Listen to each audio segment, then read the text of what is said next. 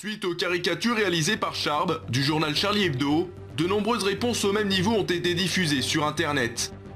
Mais avant de revenir dessus, retraçons peu à peu la malhonnêteté des journalistes, au cœur de Charlie Hebdo. C'était il y a un an, lors de la parution du numéro 1011 qui s'intitule « Sharia Hebdo », que le prophète de l'islam Mahomet est représenté. Réaction légitime de la part des musulmans, les locaux du journal sont incendiés et le site internet est piraté.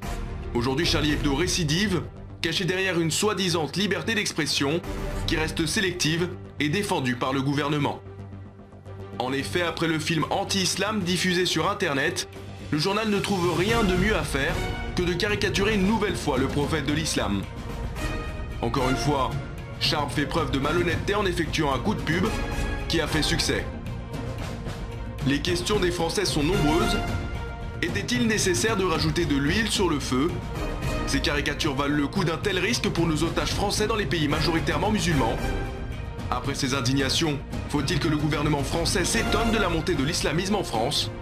Les demandes de manifestation sont refusées, le journaliste est sous protection policière, le gouvernement ne jouerait-il pas en sa faveur? En tous les cas, ces caricatures sont conformes à la Constitution selon l'État. De nombreuses critiques suscitent des réactions, principalement sur Internet avec la création de nouvelles pages Facebook, ou bien la diffusion de caricatures, cette fois-ci contre Charlie Hebdo et son dessinateur.